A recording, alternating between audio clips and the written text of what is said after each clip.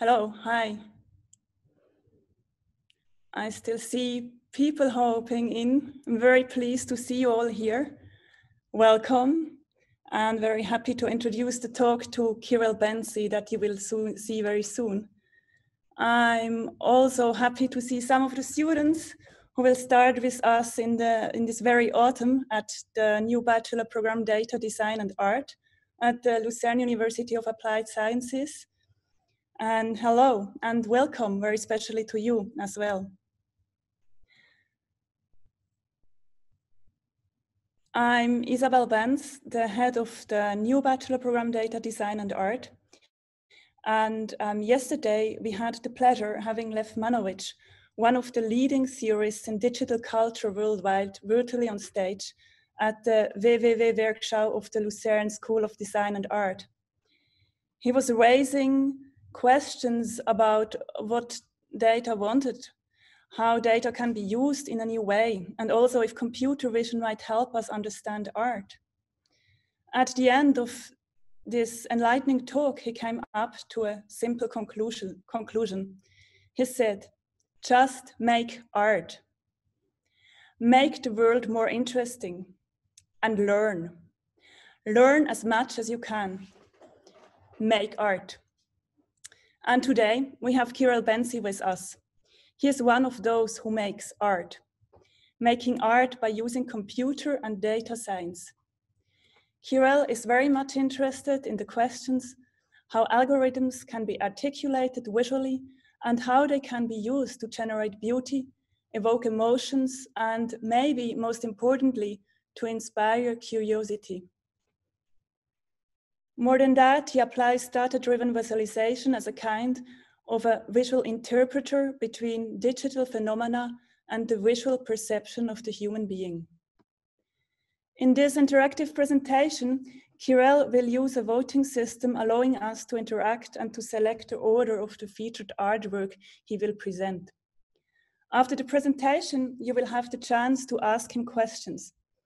A panel of experts will be commenting the talk, and it's my great pleasure to introduce here and to pay my respect to Marina Bram, Alain Leclerc von Bonin, Nicole Lachenmeyer, and Darian Hill. I'm very happy to announce them all as future lecturers of the new Bachelor program Data Design and Art. Many thanks to all of you guys to be here with us. At Data Design and Art, we understand data as a flowing material, a material that changes its shape, size, location, and maybe even its meaning permanently. A flowing material that is fragile, that can be misunderstood and misused rapidly, and therefore needs extensive care and protection. This understood, we will use data not only to visualize complex knowledge, but also to think about new ways how data can be used to develop solutions for our common future. In that world that is changing very drastically right now. But for now, we would like to raise the simple questions: how does data look like? Does it have a face, or does it have many faces? And does data try to tell us something? Before we start, I would like to make a few requests. The talk and everything that is said here will be recorded. And please make sure your video and microphone are off during the talk in order to avoid noise and Zoom bombing. Thank you very much. And now, finally, it is time, and my great pleasure to introduce Kirell Benzi. Kirell is a data artist, or more precisely, a data scientist holding a PhD now focusing on making art.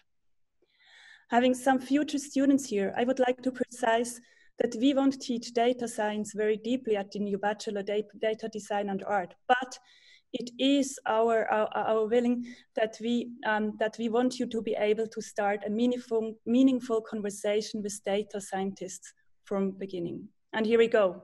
Kirell Benzi, thank you so much for joining us. I see you next, right on my next slide. Thank you very much, and the screen is yours. Thank you very much for the invitation. I hope that everyone is okay, comfortably seated in his or her seat. I will just start by sharing the part of the screen so you can see the presentation.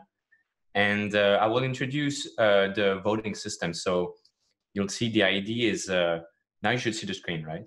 So the idea of this talk is to go through some of the works that I did, but to let you have the choice of basically selecting which one you like most. But you, as you'll see, it's a bit as a surprise. You don't necessarily know which one to pick, which makes it fun. And depending on your votes, then we'll go through one or the other presentation. So this talk is titled Secret Knowledge, Visualizing Complexity. And what I will try to do is start from data visualization, then go through data art, explain the differences. What is data art compared to data visualization? And then we'll move on to more abstract data art, such as art made with artificial intelligence. And we'll conclude with even more crazy art made with fractals, but including data. So hopefully it's going to be a smooth and a pleasant ride. And I hope that you're ready. So let's quickly go through the presentation. Isabelle already introduced me. You can find me on Twitter if you have Twitter. And I'm mostly active there. I'm also active in all other social media, but Twitter is my favorite. I would like to start with this real experience. And this all started, basically, this whole data art thing, when I was working on my PhD, when I was ending my PhD, and people were asking me, so what are you working on? It's the classical, question. And if you do a PhD, or if you do like studies in general, you don't want to talk about it. But I was very naive, because I thought that people were like genuinely interested in what I was working on. So I started to explain everything, right? So you see, this is my screen, and I start to draw things on the board, equations and everything. And then I realized that this question was just out of courtesy. So no one really cares about what you're working on. It's too complex, it's annoying. So I realized that maybe there was another way for me to communicate the scientific things I was working on. And this is where I first started working on and discovering data viz, and so data visualization as a field. And if you don't know data viz, I think you know data viz, because now with the COVID-19, we saw data visualization all over the world, with the number of infected cases and death and recoveries and things like this. But basically, data visualization has three main goals. The first one is to communicate, right? You want to express ideas using data, because just looking at raw Excel spreadsheet is tedious, and it's not really using all of our brain. You know that 50% of all the surface of our brain is dedicated to the visual system. So it would be silly not to use it. The second point is exploration. If you're a scientist, if you're a data journalist, you want to work with data, and you need to visualize things to be able to uncover patterns or things you want to talk about, right? And finally, to me, the overall goal of this is to develop cognition. So we have a better idea of what we're talking about, and hopefully we make more rational decisions, because we can see and use our brain.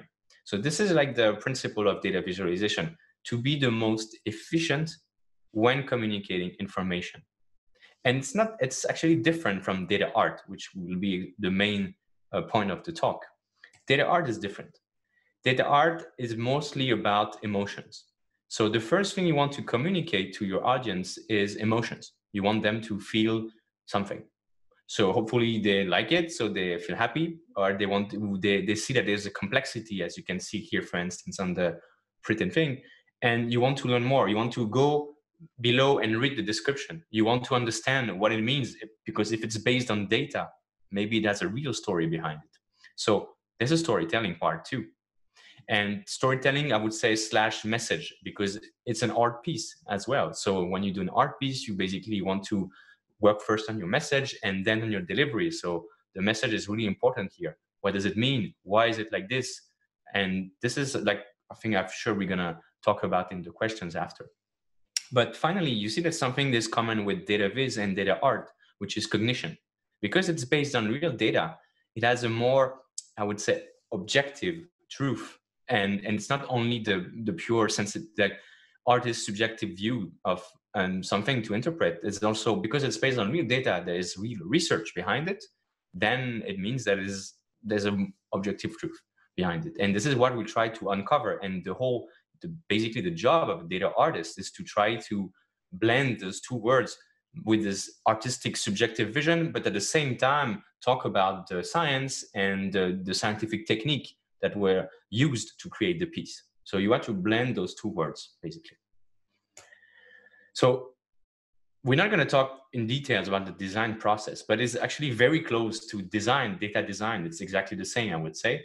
So it's really a mix between design and art. So for instance, here, this is like some of the questions or some of the things I try to answer when I create a new piece. So it's going to be an interactive process. So you have to go over and over again, exactly like design. It's not necessarily linear. So sometimes you work for 2 weeks and we realize that the first version that you did in 2 hours was actually better. It happens. And it's annoying, but it happens. And when you create a piece, you have to first understand whether it's going to be a static piece, like a printed one that you saw previously, animated one, an interactive piece where people can play with the data. Is it going to be abstract or more figurative? What is the shape that you're going to create?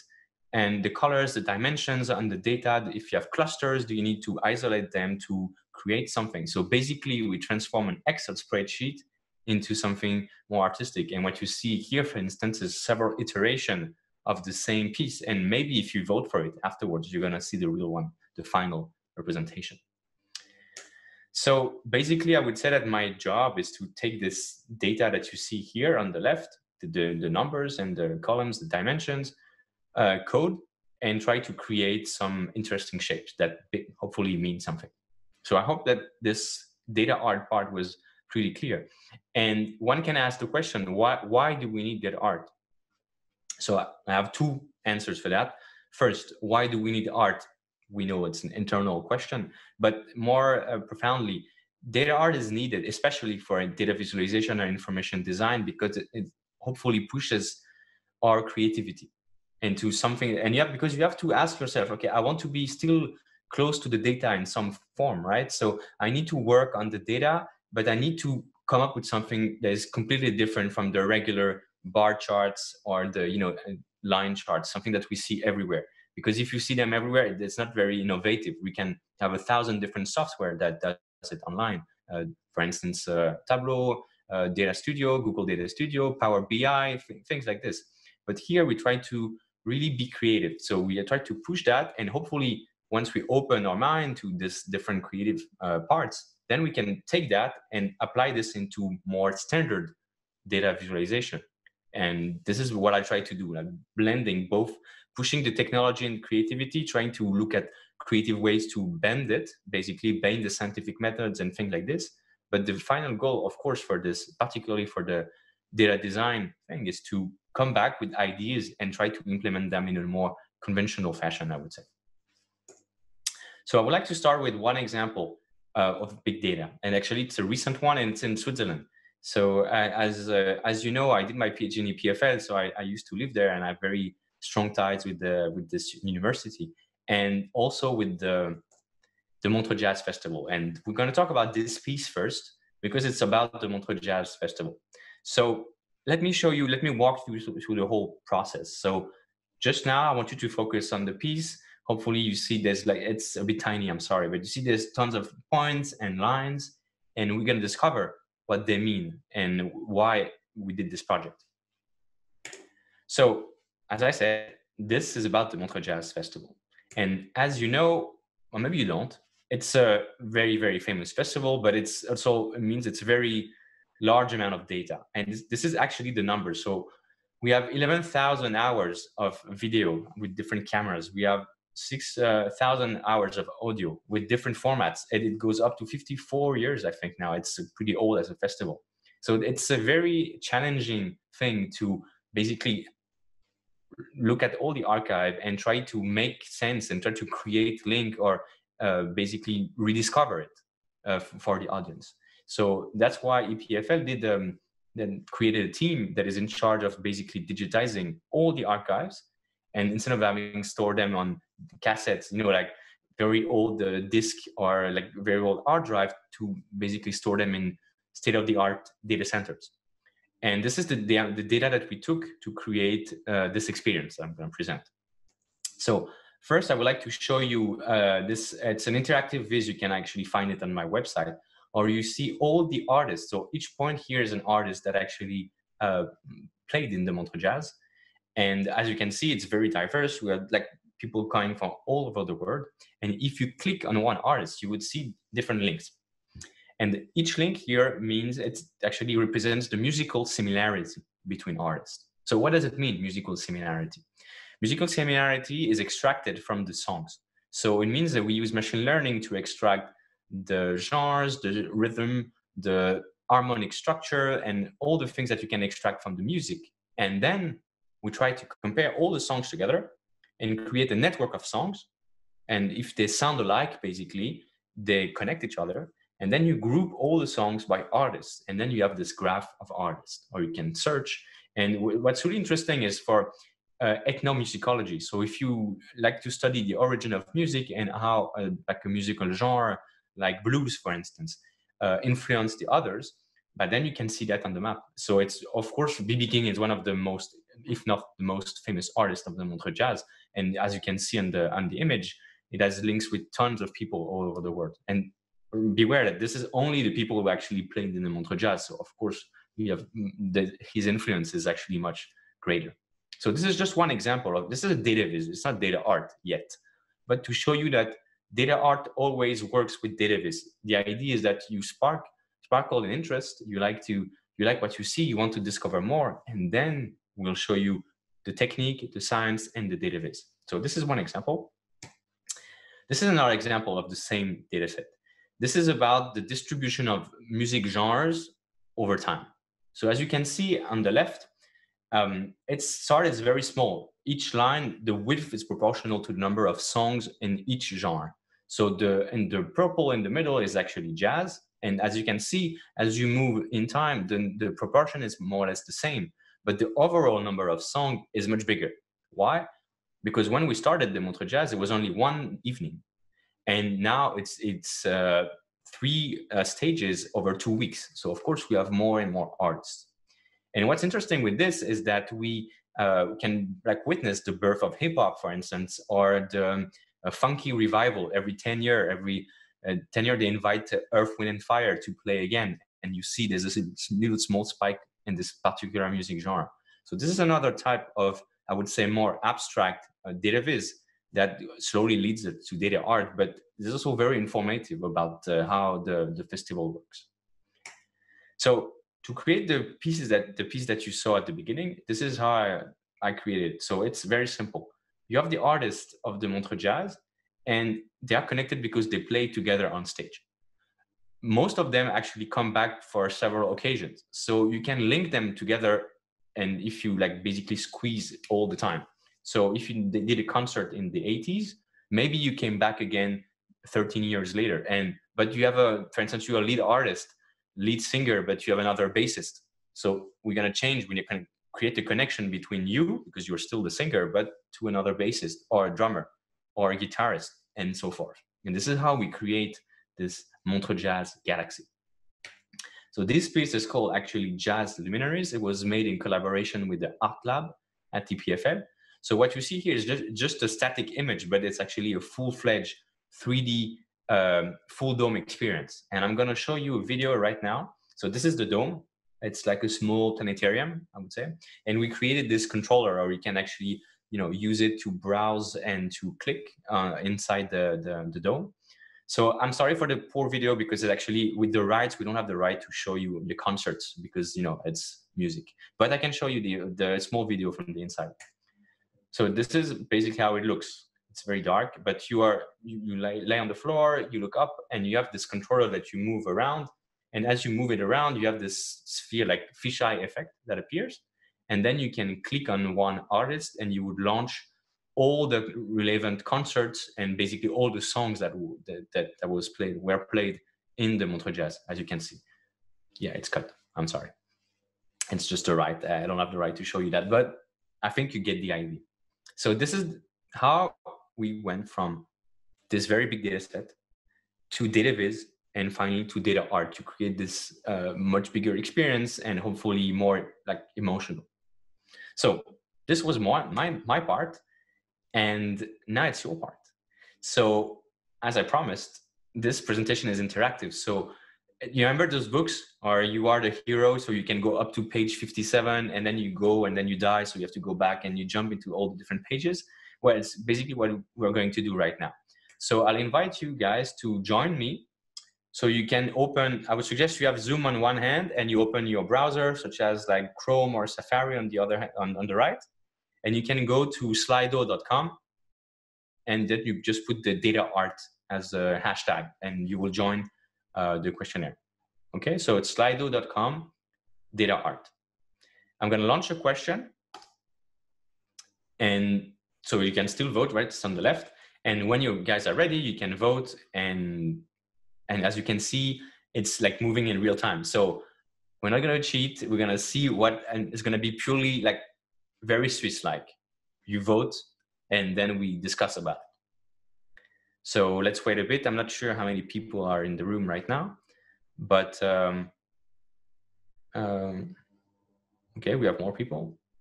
So we have 37 guys. So, okay, we can go up to 37. Gonna wait a bit. So just to go on the website. So this is a fake question, right? The choice is gonna come after. And you can still join. Even if you miss this one, it's okay. You can always join and vote, and it's something that's very easy, hopefully. Okay. So you guys are ready. It's a fake question because obviously yes or hell yeah, but you know, just to get your spirit going. It's not easy via Zoom, right? To keep everyone entertained. So let's hope that it works.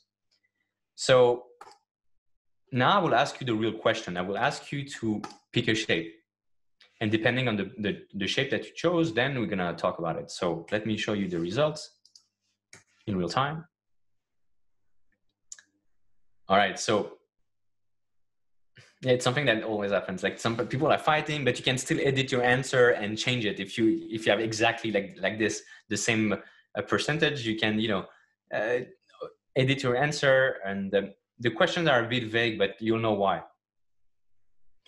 Okay, so it's between circle, like square is not gonna get much love today, but it's okay, right? It's circle, I think is fine. Let's start with the circle, right? So, okay, I'm good. So let's start with this. And sorry for the others. We're gonna talk about this piece. And funnily, this is the piece that you saw a bit before on the printed art, on the printed wall. So I want you to just focus on this piece and try to understand what's happening here. So you have colors, right? You have very small dots, but at the center, it's very well connected. It's so well connected that you don't even see the points anymore. You have different shade of color, and you see some kind of, hopefully, structure that moves like this around, right? So this piece is about this. And I'm not sure if you guys know, hopefully, I cannot ask you, usually people answer, but this is about the Higgs boson. Remember the Higgs boson, the discovery at CERN? But it's not about each part, it's not a particle. This is about tweets about the Higgs boson. And it's very, very interesting. So what you see here is actually the rumor that was just happening as we discovered the Higgs boson in 2012. So if you look at this image, actually it is a scientific image. This image was published in a scientific paper. So let me walk you through it. We'd start here on the top. Hopefully you see my mouse. So we have very small dots here because people are not really allowed to say that they found it. You know, it is like an official communication, and basically this is before that. So people are so happy they start to, you know, to tweet, okay, we found it. We are not sure, we are about to find it. So this is how we read it. You start with this, then you go down the blue color and you go in the official announcement in the middle where it's very dense. And you see it's so dense that it was like such a big physics event, like word event, that people have been retweeting so much that you can't even see the tweets here. So they're very, very well connected. But you can ask the question, why, how did they connect? So here they connect if they have been retweeted in the past 2 minutes. So if you retweet someone, then you connect the tweets. And then you see what you see here is actually spatio-temporal network of tweets.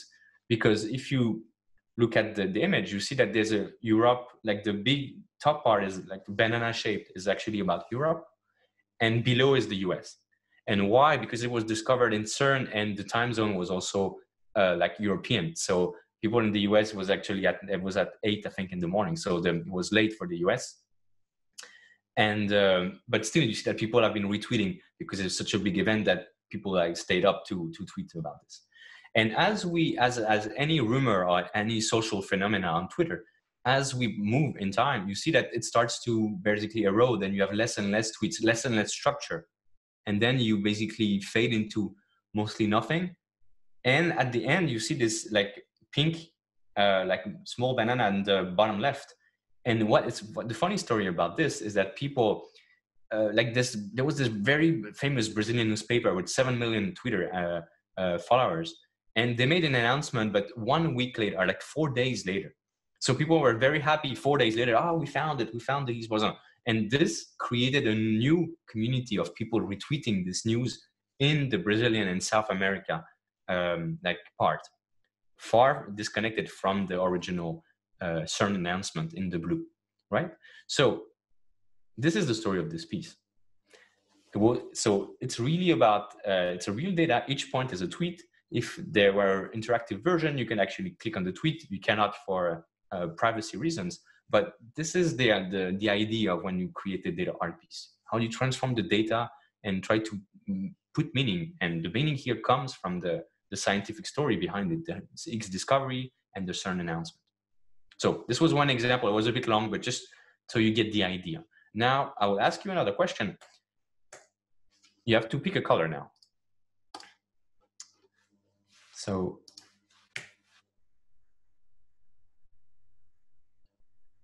okay. It's funny because depending on the population and the audience, you see that there's a very different taste, right? And I already did this presentation, part of it, and I tried to shift the colors to see if we had bias, and we're biased towards one or the other color. But it's funny, it's always the same. So it's always between two colors, and so now it's very like evenly distributed. But I think red is on top. So let's talk about red now. Okay, if I wait a bit, come on guys, you have to change. Okay, you can edit your answer, but if you have like 3 different, we cannot go through all, maybe in the questions at the end. But now orange is first. All right, let's try with orange. We'll talk about this one. So same drill, you look at the shape, and if you look at the shape, basically you have no idea of what it means. And this is what I like about this, is the more abstract part of it. So it could mean anything, but when you read the story, you realize what it is about. And maybe we'll talk about this at the end, but I made a study about data art, and it was very interesting to see how people's perception changes depending on whether they know the description. So maybe you like the shape, but when you read about the data set, you don't like it anymore. Or maybe you think it's okay, but when you really like the topic, and then now it becomes your favorite piece. So it's really interesting, this duality between the aesthetic and the description. And I think it's very unique to data art. So this piece is not exactly about money. It's about money. It's about globalization. So this is actually a collaboration with Benjamin Leffel from UCI.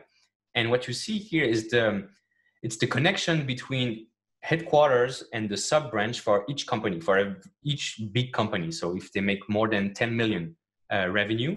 And what you see is really, really interesting, because it's not about what you think as the fabric of the economy. You know, it's not about the countries, Europe and the US. This is how the economy works, because if you're a company that is present in 5 different countries, it's only one company that links all the countries together. So it's not about borders anymore. This is a closer representation of what it is and how the economy, the global economy works. So in this video, you see, so this is the same data, but animated. So you see all the links between like the headquarters and the sub-branch in all different countries. So as you can see, this is only, I think, 20% of the connection. It's very, very dense, and everything is very well connected. So what we see here is basically each point is a city, and they are connected with the headquarters and the sub-branch. So this is 22,000 nodes. And actually this is it is divided with like very big regions, with Europe on top, the US at the bottom, and Asia on the left. And as you can see, Chicago and London are quite special. They have more connection there, like for finance. And Chicago, I'm not really sure about why it's like this. I think it's about the industry. So it depends on the economy, but they are a bit like outliers. So they go outside of the graph. So this is another example. We only have 15 minutes, so I have to go through all of them. Now I want to talk about another topic, which is also related to data art.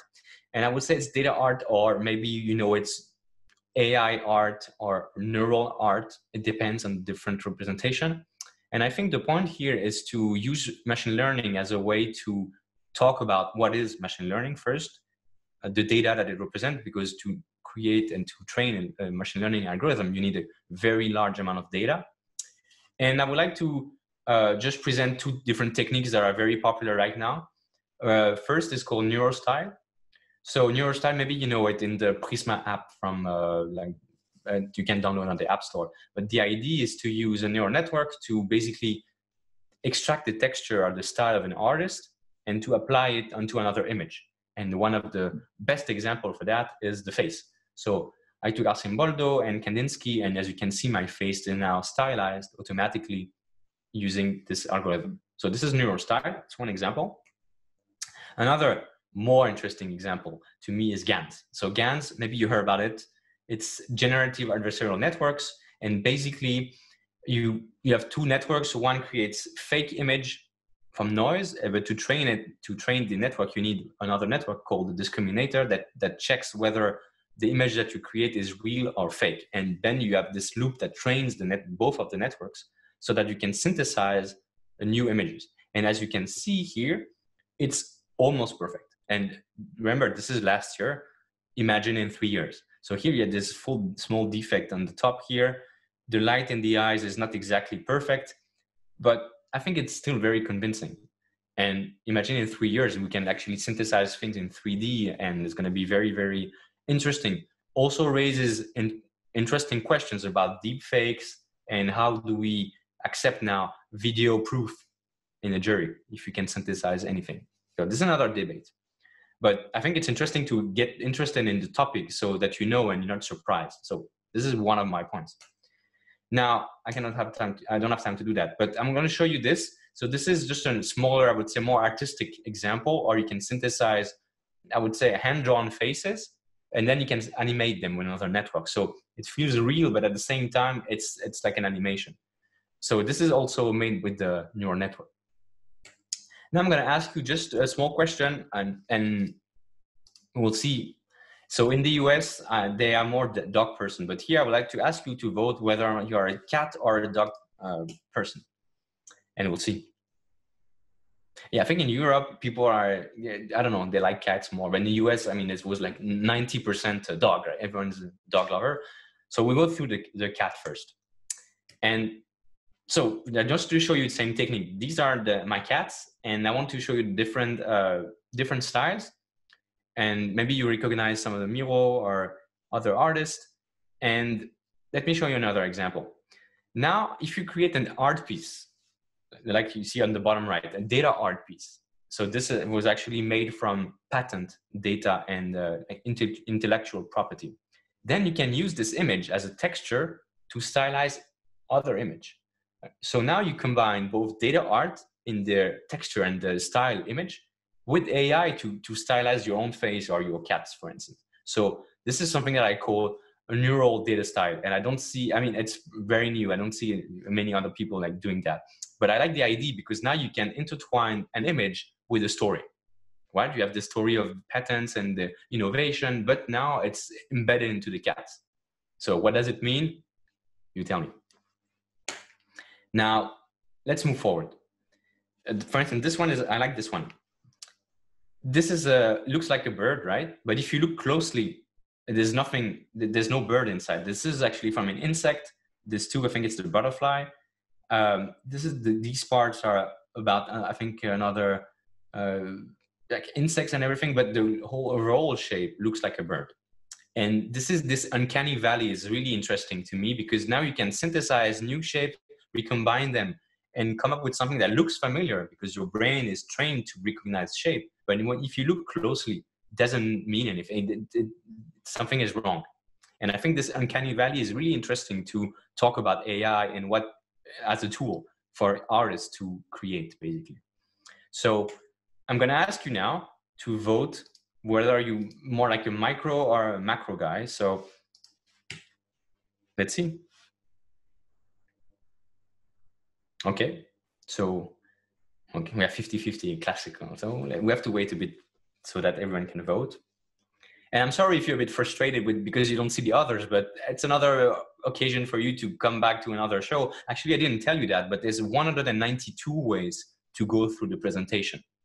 So depending on what you vote, you can go through all the different, it was, as you can imagine, quite difficult to create the presentation, but I think it's interesting. So let's talk about micro. So look at this. Now I want you to picture each of the individual ingredients that you see here with their percentage. So you have comic books, you have the Alps, you have a jellyfish, you have a balloon, a wig, and now the neural network will try to synthesize a combination of all these ingredients into something, right? So give you just a bit of time to try to imagine in your head, if you can, I'm not sure you can, what this combination of ingredient will actually look like. And now let's see what the network synthesized. Something like this. I call this piece artificial neurotic cells because it looks like decayed cells, like something you have in the brain. But of course, because it's made from an artificial intelligence, it was more interesting to call it artificial neurotic cells. But as you can see here, there's no way by looking at the description and all the different ingredients to basically come up with something like this. And this is where the creative power of AI is really interesting as a tool. So it's an art. It's not, maybe you heard about this debate whether the computer creates art by itself. No, this is not true. To create this, you have to train the network, you have to select the parameters, you have to select the images, you have to do a ton of handwork. But still, it's a very nice tool to generate new design, new ideas, and to like work on them. So AI to me is a tool, just as Photoshop is a tool. It's exactly the same thing. The AI is not like, there's nothing intelligent in AI. And I think this is a very important point here. So I would like to show this one. This is a very new piece I released just a month ago, and hopefully you see it. So if you go on YouTube, you can browse it in 4K and 60 frames per second. It's not going to go very well through Zoom, but I can send you the presentation afterwards. And this piece is called "These Are Not Flowers." And I'll just invite you to look at the description and the piece, and I think you understand why.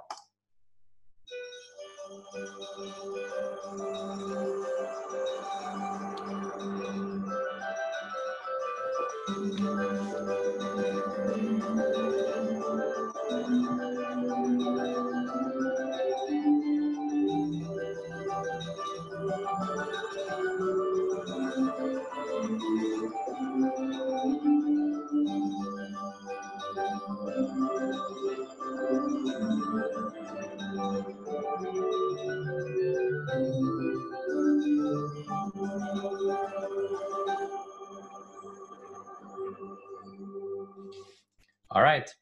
So this piece is called "These Are Not Flowers" because actually all the ingredients to create it are not flowers. So it was really interesting because it looks like flowers, but as you can see, the brain can be, I mean, it's easy to first realize that we have basic structures in nature that can be repeated in other like ways, and to use a network to like play with that. I think it's really interesting as an artistic idea. So this is one piece with this technique. And maybe for the next one, I'll ask you your vote, if I can. I'm not sure I can. Wait. All right, so, okay, next one, I'll ask you, are you more like, you like to go to the sea, or are you more like a mountain, landscape person? So let's see. Okay, so maybe because mostly you come from Switzerland, so there's no sea, you like to go to the sea. Maybe it's summer, right?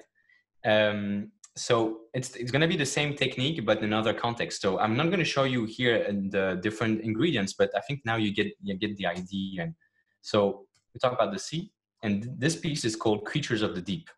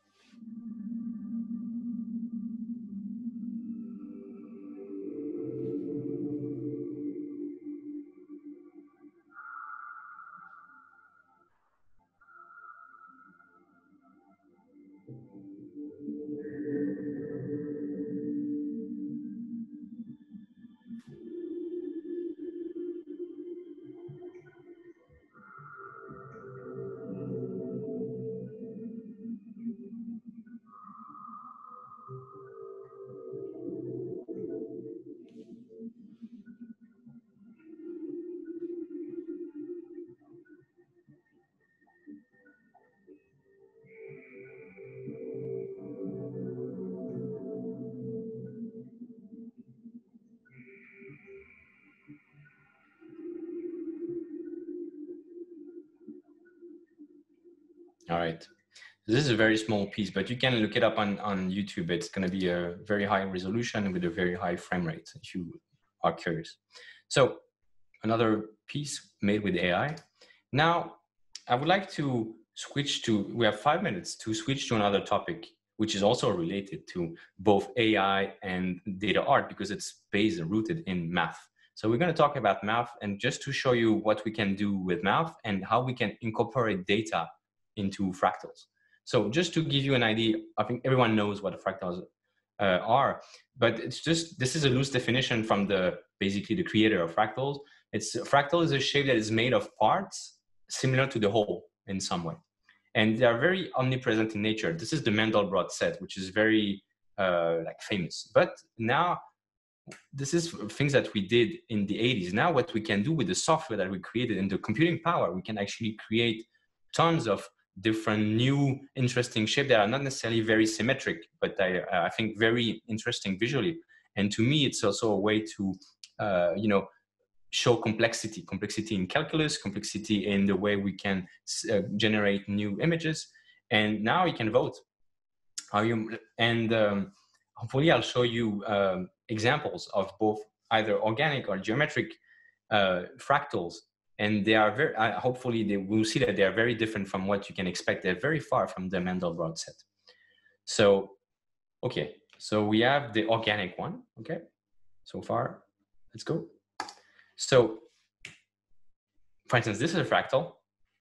It doesn't look like something that is made of repeating part, but if you look at the top, you see this intricate structure that actually repeats itself, but the overall shape is very organic, I would say. It actually looks like a cell.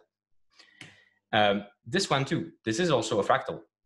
The render here is actually 3D, but it looks like more like particles and sandy material, but this is actually, you can see that it repeats itself.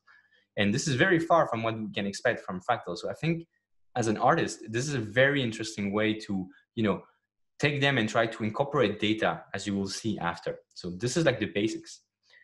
This piece, for instance, I did in the COVID-19. So we have 5 rings because at the time there were like the pandemic started 5 months ago and it was in January. So when I made this piece, I tried to basically incorporate. So it's very loosely incorporated, but you have 5 rings and each ring is a month, basically. This piece is called Breathe, and it looks like a blood vessel at the same time, like something that like lungs are. And the idea, of course, is to talk about COVID when it started. This is another example, and it maybe a video, okay, which doesn't load. Now I'm going to show you another example of fractal, but this time, before the animation itself, how do you incorporate data into fractal? So fractal is made from different mathematic parameters, right? But here I try to incorporate the data in the animation. So what you will see is an animation that will zoom and grow. The growth part is actually following the tide. So there's increase, not the tide, sorry, the sea level increase and with data from NASA. And the zooming part here follows the tide. So let me show you and you have a better idea.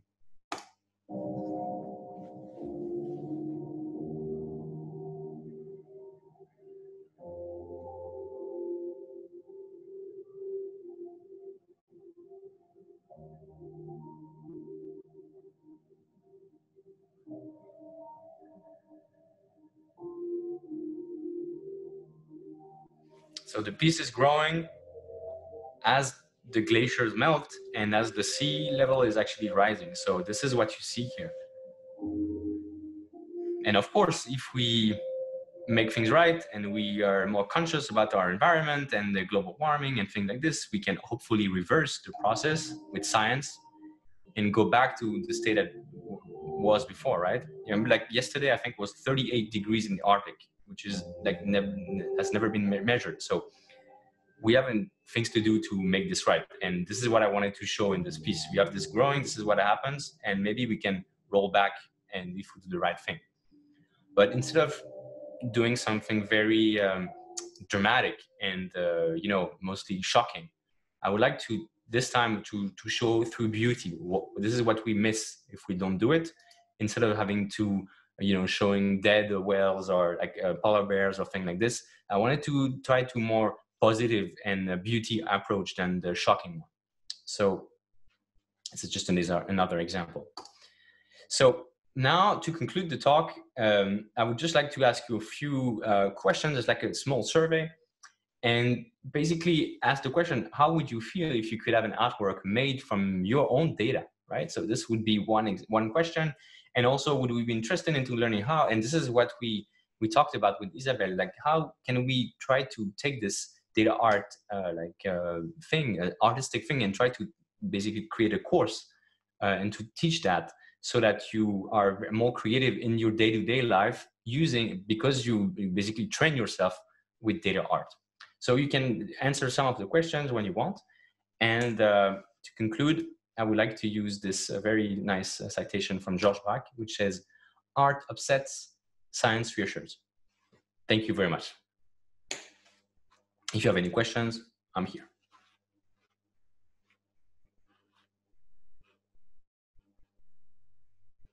Isabel, back to you. Oh.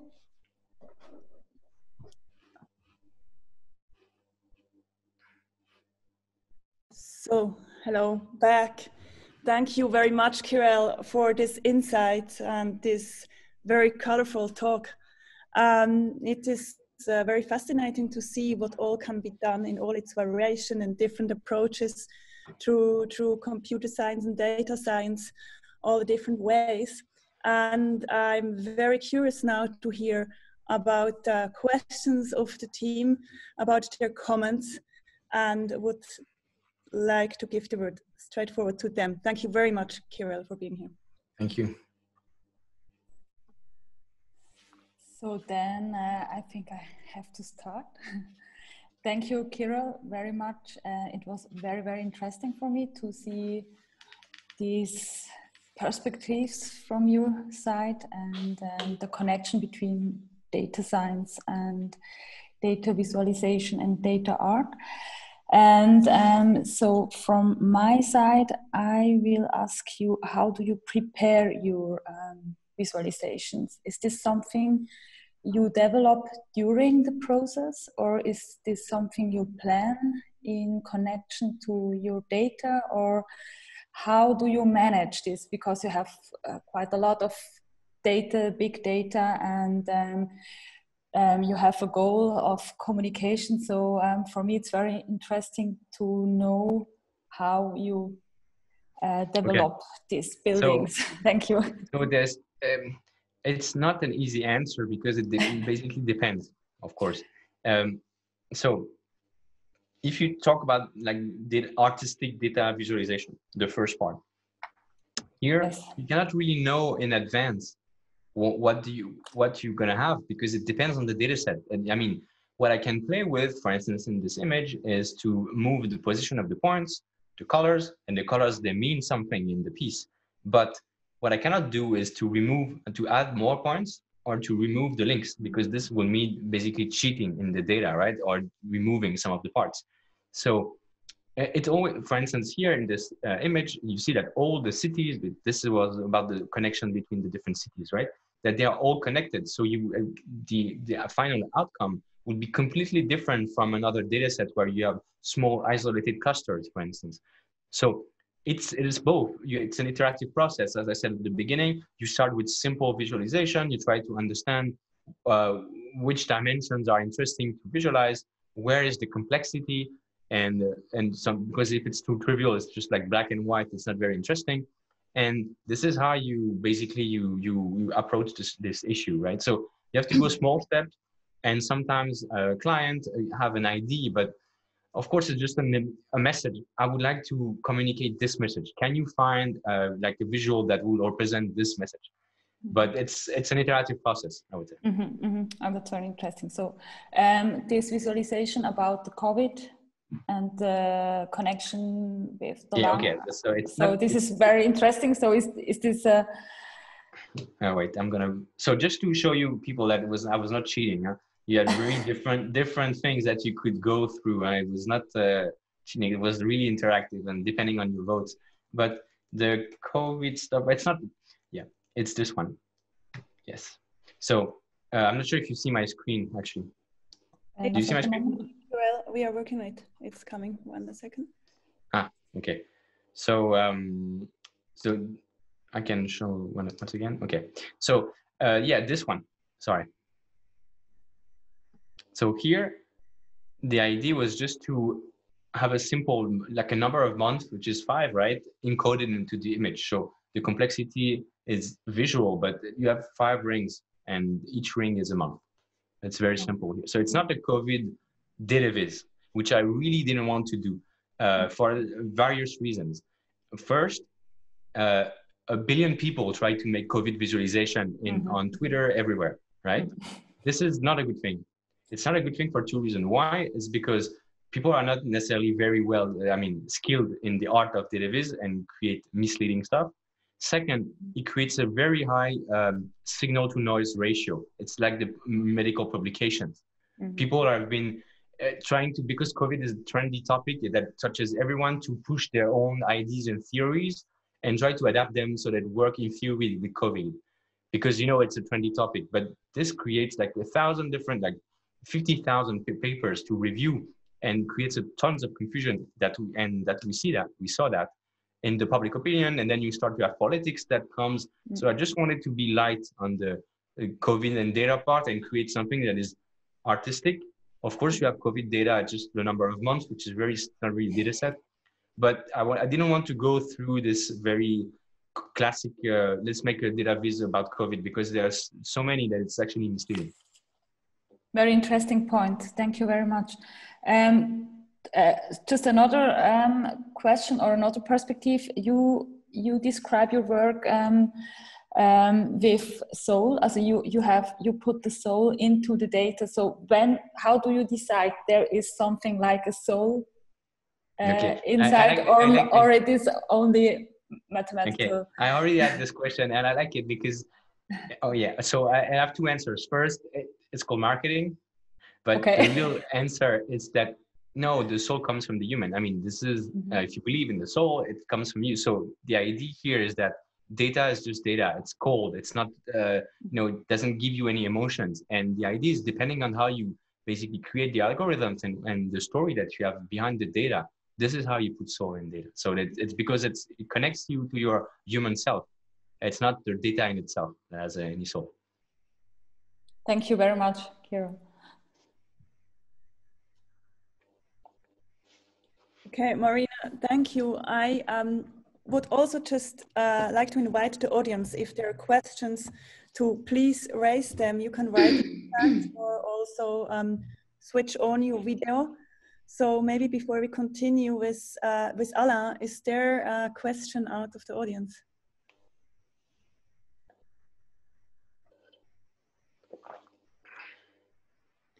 Not for now, maybe later we will have other chances. So Alain. Thanks for the presentation, very interesting work. In what I see is really you make a bridge between art and science. And I think there are not many people around who can do that. So does this make you a very sought after person? Yeah, okay. Makes me very expensive. This is what I'm doing. No, but I see your point. It's not easy. Basically, it's not easy, I would say, because I come from the scientific background, but I don't have like a formal training in art. So some people can say, but why are you an artist if you didn't like train? But the thing is, I actually did some art when I was younger. My mom used to paint. I did some like, okay, I was not professional, of course, would be just, but some art school and some a bit of art training. So now I feel more and more legitimate to talk about art because I think I've evolved as an artist as well. But no, it's not easy to bridge the two. But what happens is usually you have one artist and then you have a creative coders or a technical staff that implements the artist's vision. And now I try to also make collaboration with others. But because I have this software engineering and scientific background, I can actually make my own work. And so to me, I'm trying to develop more into the artistic side and less in the technical side, because this is something that I've been doing for the past 15 years. So I'm not sure if it answers your question.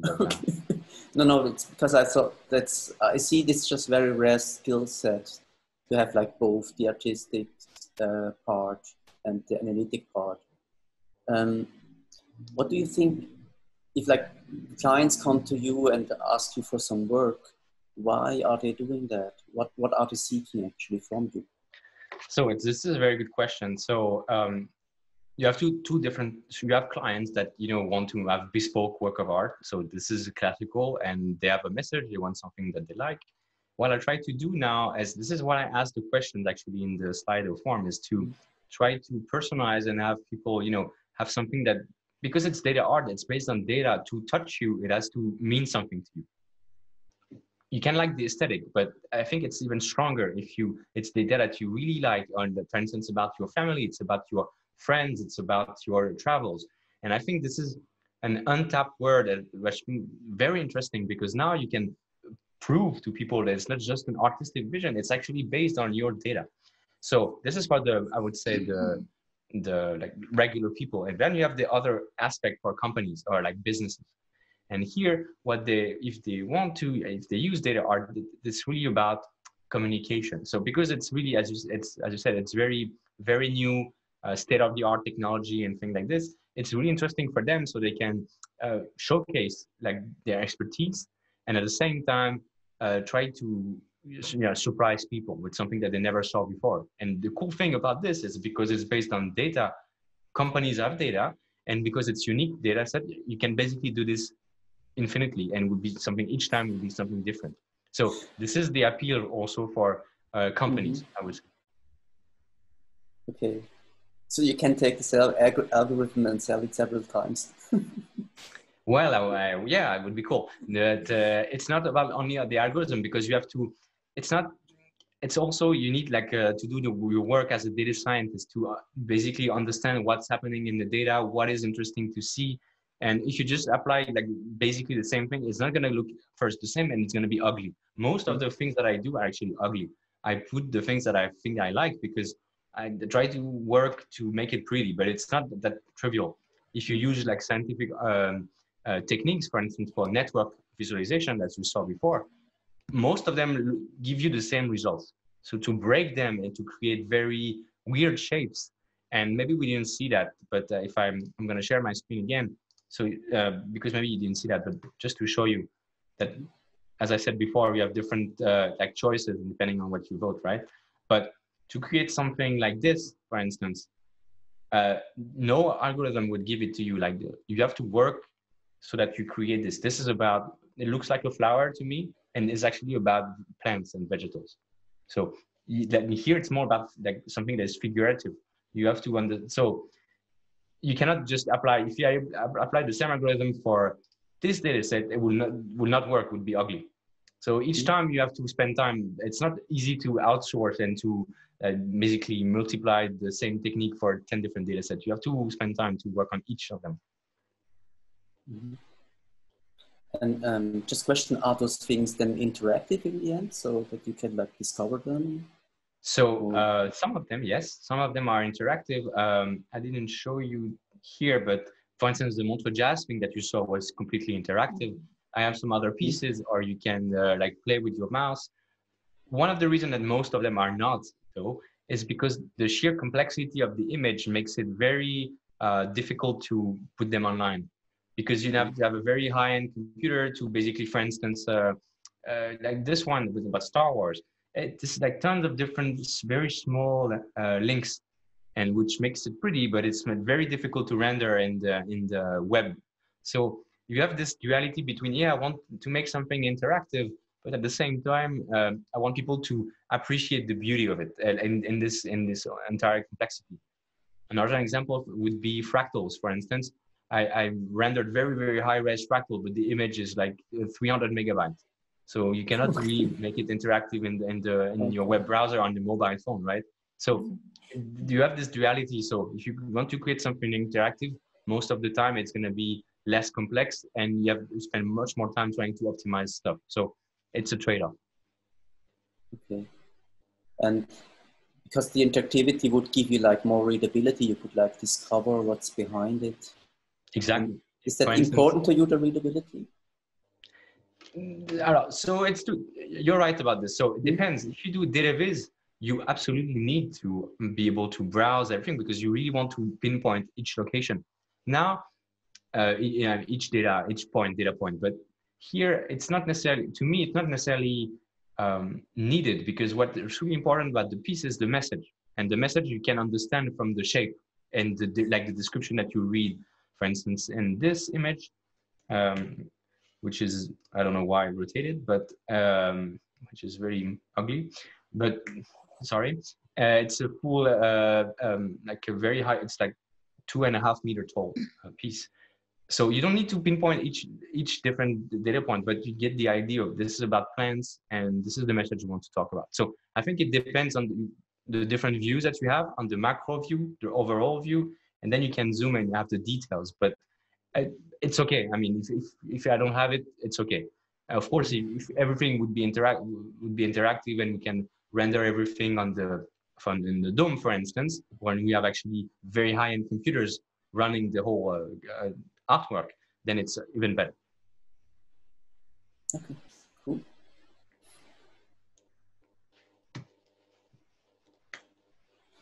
So these were my questions.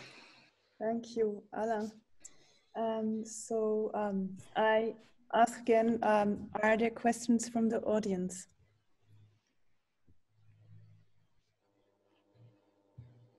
No questions to Kirell so far. We will have a third chance. And I would like to pass over to Darian and Nicole. Yeah, hi. Thank you very much. It was, I really liked the interactive approach of your presentation. So that was really cool. My question is also towards the process. So maybe you can explain us a little bit more. I don't know exactly how to put this, but maybe you can explain us a bit like how you work. So do you start with sketches? Do you think what shapes you want to generate, with colors to use, or do you start directly in the code? Or, you know, how do you choose the parameters? How much do you plan? How much is just you see what's happening while coding? So thank you for the question. So once again, it's a combination of things. But first, for the colors, I will try to answer sequentially, right? So let me go back to the process thing, which is at the beginning. This guy. Yeah. So these are basically like the points that I have to take into account when I design a piece. First, I have to know whether this is going to be static, animated, or interactive, because this will change everything. If it's a static piece, I can go push the complexity and make the image render for 100 hours, for instance, from the fractals. It's okay.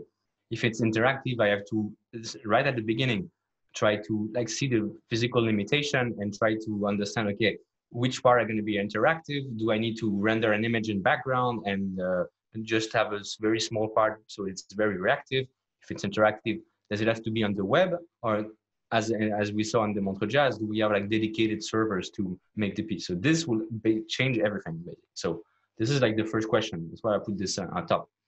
Then for the colors, so the colors are really interesting because they all mean something in the piece.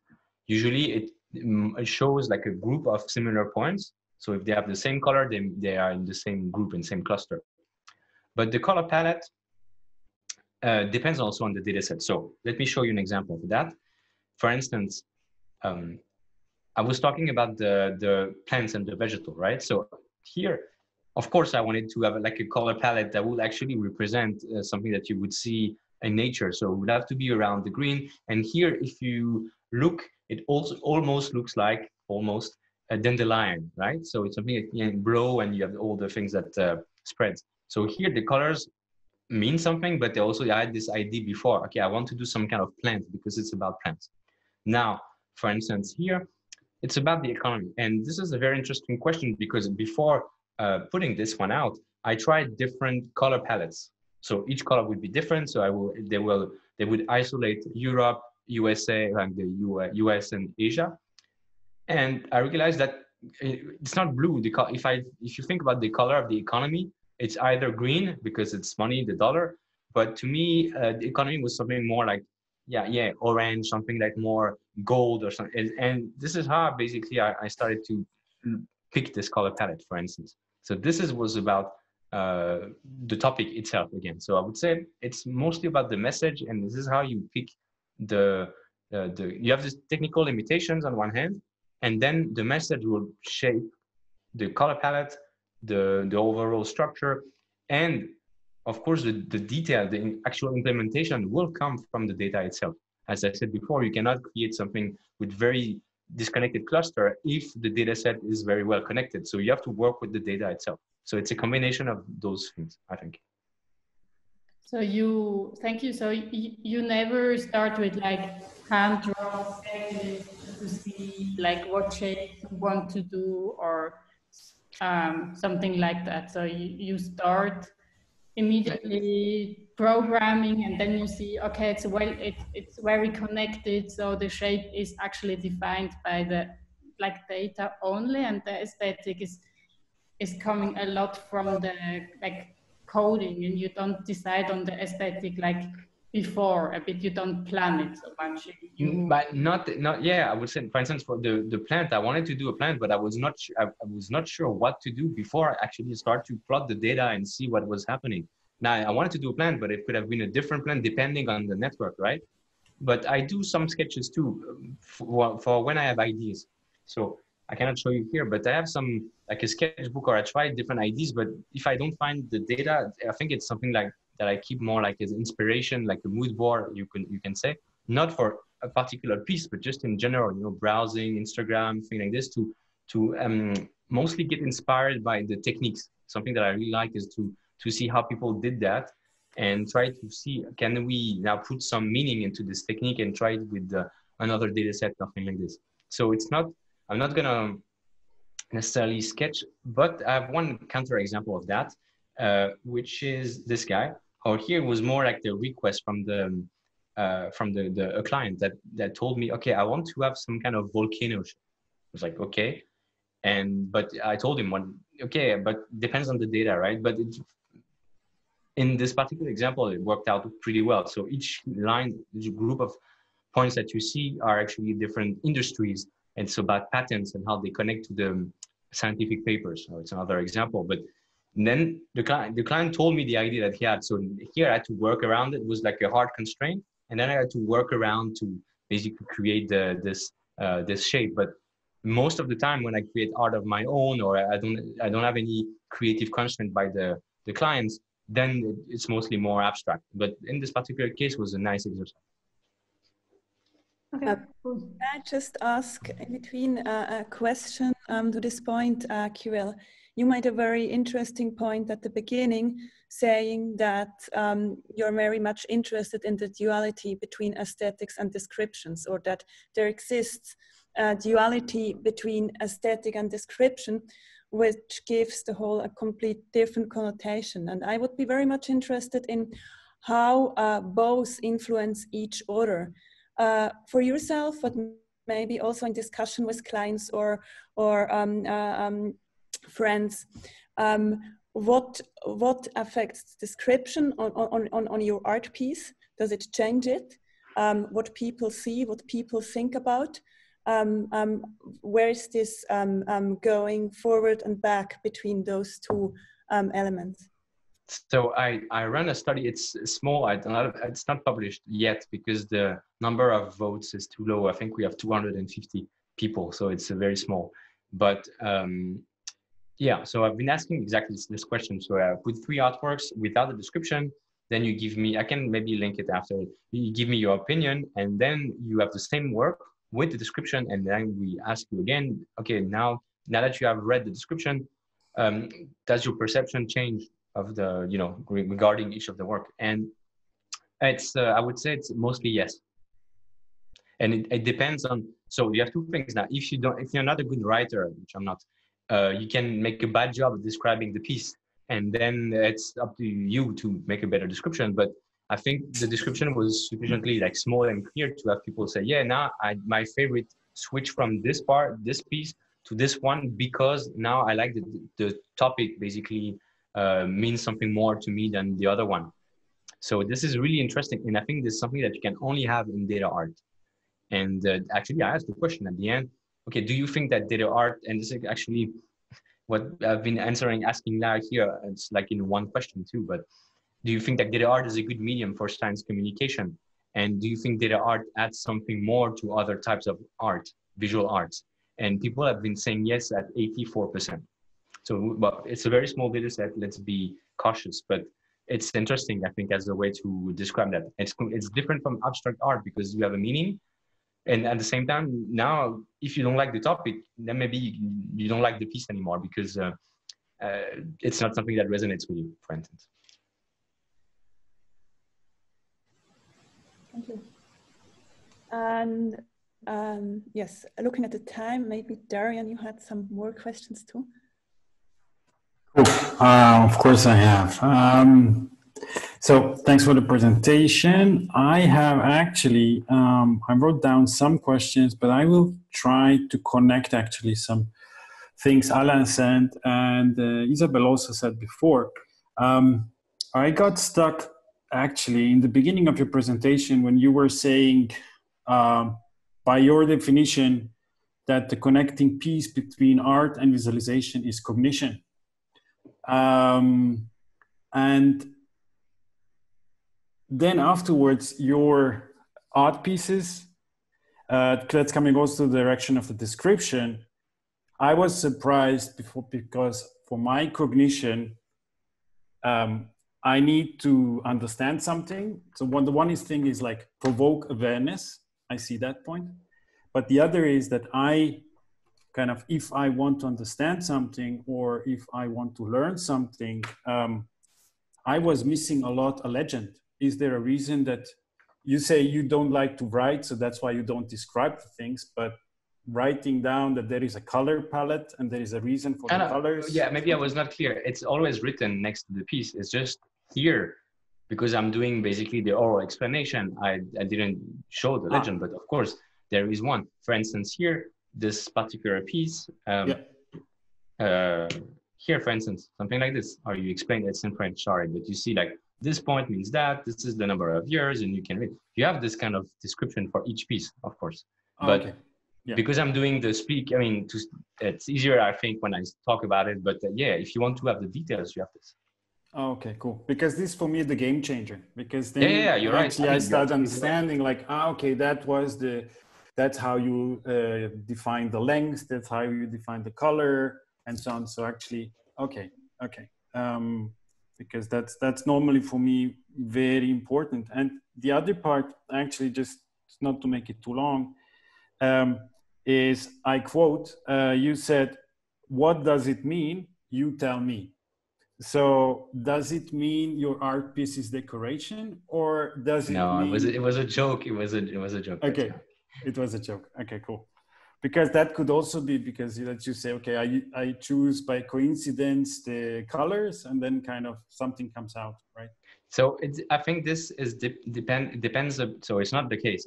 When I make something, I try to have a message. But if you do data art like this with big data, there's no way you can do that because it has to mean something. You have to select each dimension, everything. For AI, it's a bit different because AI, you can basically synthesize new images like 30 times per second if you want, like videos and everything. So now it depends on the input parameters, but there is an element of generative art, I would say, in AI that you don't have in this. So let me maybe go back to it. But for instance, here that we didn't see, like the dogs, for instance, like this dog here is like, it's like constructed. And actually the story, it's a personal story because I have this very like toy dog that actually looks like this. But here it's a combination between like a dog, a bison, a bowling ball, and this is what is very round and there's no legs if you look closely, right? But this is by design. So there's nothing, if you make something like this, it has to have like a certain meaning, right? Here you have more failed dog experiment, which I like to show because they're a bit uncanny, right? The first one is like a dog and a fish, actually. You see like you have the very big eyes. This one is a otter, I think. This I'm not even sure, and this is a coyote or a kangaroo or something like that. So this is failed experiments, not an art piece, but no, usually there's always a message, especially with AI now, because otherwise it's just purely generative art and there's no data. I try to, like the way I create the piece, it has to mean something like for me, but also it has to evoke some emotions to the viewer and hopefully like create a reflection about AI, as I said before, just as a tool that helps artists and what can bring us in our day-to-day life.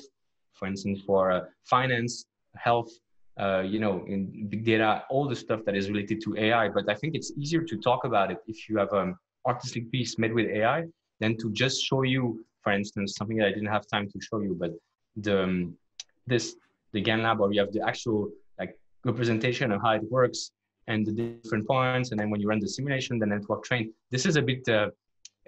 It's not very fun, right? If you don't not really interested into AI, this is a bit complex. But this is exactly how the network works. So I didn't have time to go through that, but I wanted to show that this is just how it really works. But if you just start with this, then you're gonna lose everyone. But if you start with the AI piece, then you can talk about it and get interesting to understand how it works. Okay, cool. I mean, it's a very interesting distinction because actually I prefer this part and not the other AI art part because it looks kind of coincidental. But it's a very good distinction because the first part of your work had really a red thread, and then the kind of the AI part came, and we're like, okay, but it's good to know. Now I understand. Thanks. Okay, cool.